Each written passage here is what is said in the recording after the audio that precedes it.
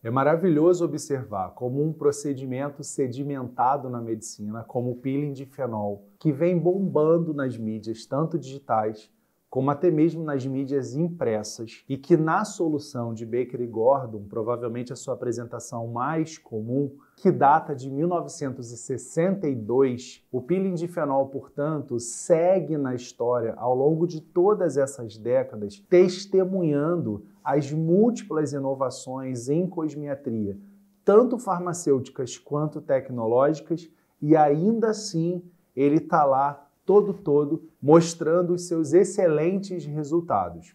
Mas é claro que, como um peeling profundo, ele demanda uma série de cuidados para lá de rigorosos, porque ele também tem uma série de limitações e restrições. Vamos junto, então, entender um pouquinho melhor sobre o peeling de fenol.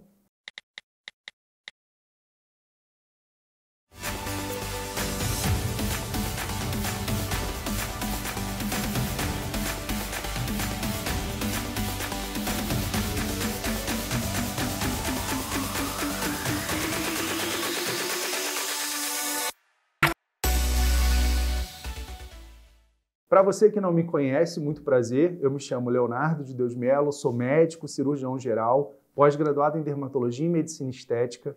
Quero te dar as boas-vindas no canal, um canal que se presta a esclarecer e a informar sobre cosmetria nos seus dois grandes braços, da estética facial e da estética corporal, dividir conhecimento para que a gente desenvolva aí a análise crítica e entenda os modismos com um olhar um pouco mais amadurecido. E nesse vídeo especificamente, eu quero conversar com você sobre o peeling de fenol. Um peeling profundo, necessariamente facial e que precisa ser extremamente bem indicado pela sua enorme quantidade de restrições e limitações que, levadas em consideração, minimizam em muito os riscos e maximizam os seus belíssimos resultados. É um peeling que precisa estar indicado num paciente de fototipo baixo, de pele clara, portanto, fototipos 1, 2 e 3 no máximo, e é um peeling conhecido pela sua cardiotoxicidade, pela sua nefrotoxicidade, pela sua hepatotoxicidade e pela possível depressão do sistema nervoso central. Aí você do outro lado já está pensando assim, doutor Léo, o senhor está de brincadeira comigo, então esse peeling não é para ninguém fazer. Não é bem assim, tá, pessoal? É claro que existem pessoas de pele clara que são pessoas rígidas, que levam vida saudável e essa talvez, quer dizer, através do peeling de fenol se reforça aqui a ideia da importância das escolhas que perfazem uma vida saudável. E esse indivíduo, esse paciente ou essa paciente de pele clara, fototipos 1, 2 e 3, rígido, quer dizer, que não tenha, portanto, nenhum problema que acometa coração, fígado, rins, e nenhuma questão psiquiátrica ou neurológica de relevância, pode sim ser um paciente com indicação de um peeling profundo à base de peeling de fenol. De todas as indicações, sem dúvida alguma, a mais relevante são as rugas, as rítides mais pronunciadas, rugas mais profundas. E o preparo desse peeling é um preparo que já deixa claro a disciplina extremamente rigorosa que ele demanda ao longo de todo o seu processo. Uma anamnese precisa ser muito bem feita, um exame físico e a necessidade de exames laboratoriais para que o profissional médico se certifique de que há condições clínicas que asseguram, que garantem a minimização dos riscos. Eu falo sempre em minimização porque a gente não pode dizer que não vai haver nenhum risco, tá, pessoal? Seria irresponsável da minha parte enquanto médico dizer isso. Todo e qualquer procedimento médico tem seus riscos, um peeling profundo sem dúvida alguma, mas a gente vai se cercar de todos esses cuidados, desde a propedêutica, né, a anamnese, o exame físico, passando pela investigação laboratorial quando necessária. E aí um outro dado importante, o peeling de fenol necessariamente é realizado em ambiente hospitalar, por isso que nesse vídeo eu vou falar na figura do médico como uma figura, no meu entendimento, exclusiva para a realização desse tipo de peeling. É um peeling que causa muita dor. O fenol é reconhecido até num primeiro momento pelo seu efeito anestésico, mas como ele pode atingir a derme reticular superficial ou a derme reticular mais intermediária, isso vai depender da oclusão de uma espécie de curativo que é feito que oclui para evitar a evaporação da parte líquida, digamos assim, desse peeling e aumentar, portanto, a sua penetração. E aí, no momento em que ela atinge a derme intermediária, a sensação dolorosa é muito significativa. Por isso, desde a sua realização até o pós-peeling, há cuidados por parte desse médico prescritor e que realiza o peeling, juntamente com a sua equipe multidisciplinar, que cuidados sejam tomados no sentido da profilaxia da infecção, do herpes, dos cuidados extremamente rigorosos em relação à troca dos curativos, à hidratação dessa pele, ao uso, possivelmente, de hipnóticos ou ansiolíticos, pelo menos nos primeiros dias pós-peeling. Há a necessidade de que esse paciente ou essa paciente deixe o ambiente hospitalar ou, um parênteses, ele pode ser feito em clínicas que sejam equipadas com sala de procedimento que permita assistência em saúde que envolva analgesia, sedação e monitorização cardíaca.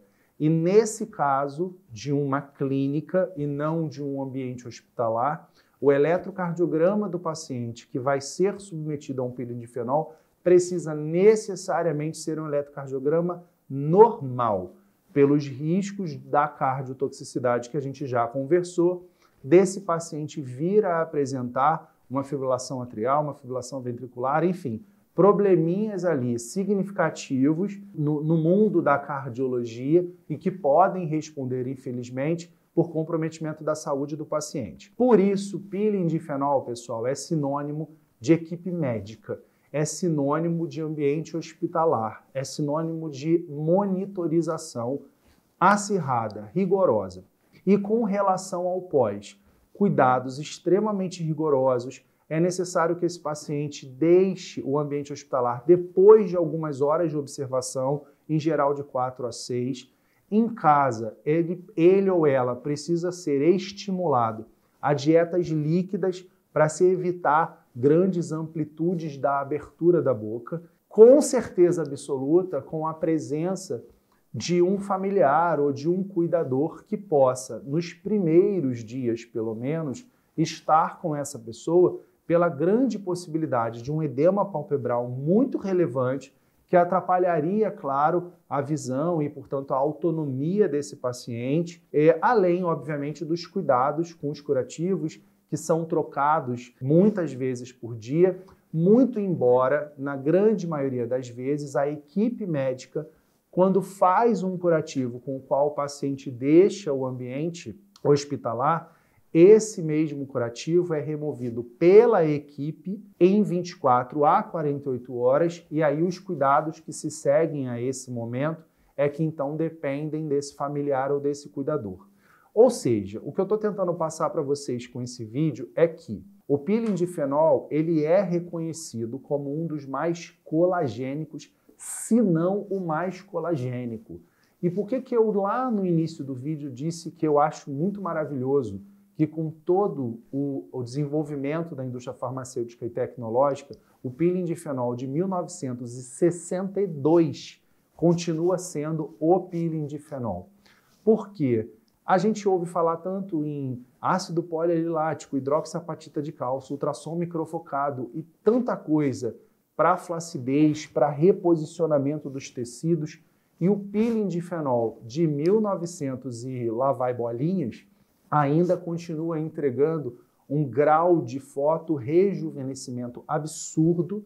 Claro que, de novo, nos pacientes tecnicamente muito bem indicados para esse tipo de procedimento, em mãos absolutamente treinadas e capacitadas. Então, confidencio aqui a vocês que eu não tenho experiência com o peeling de fenol, eu me limito aos procedimentos de consultório e, portanto, jamais, do ponto de vista ético e de responsabilidade, eu poderia fazê-lo aqui num consultório.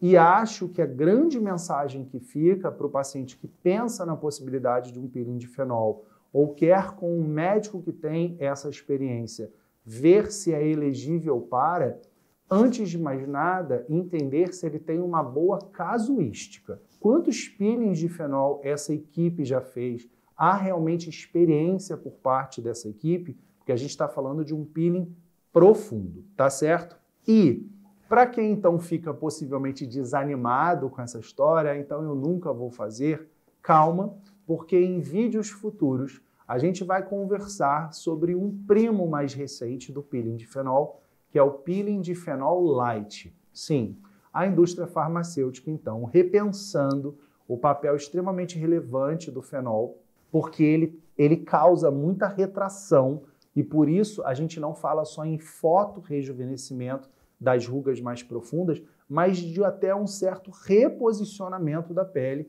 melhorando flacidez leve a moderada e não só o aspecto mais superficial da pele.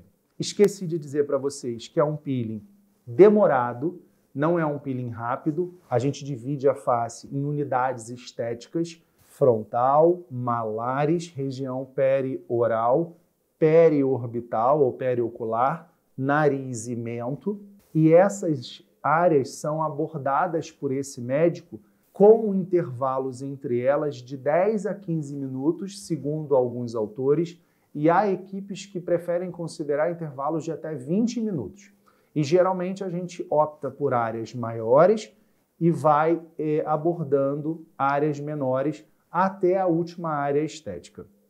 70%, 80% do fenol, depois de 10 a 15 minutos, já é excretado pelos rins. Então, a gente meio que trata uma área, observa clinicamente esse paciente, faz uma segunda área, observa clinicamente esse paciente, não somente a pele. Há uma observação médica, uma observação mais global, tá certo? E voltando, então, à história do primo mais recente.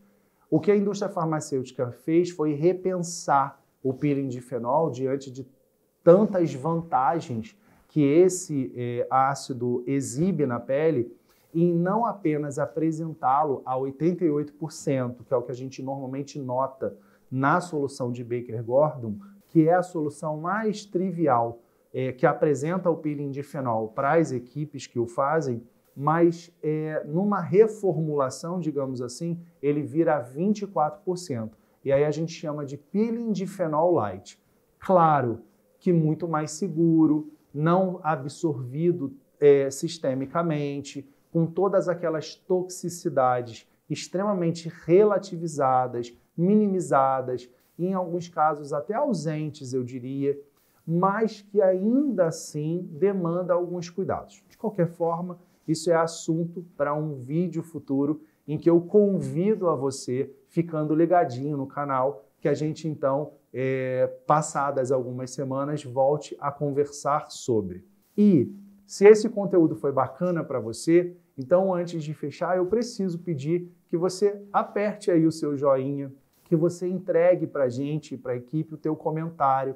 Ele é muito importante, não apenas sobre esse conteúdo, mas também no norte que você nos entrega em relação a, por exemplo, o nosso projeto paralelo que sobe ali nas noites de sexta ou sábado, em que a sua dúvida vira vídeo. E aí a gente denominou exatamente assim.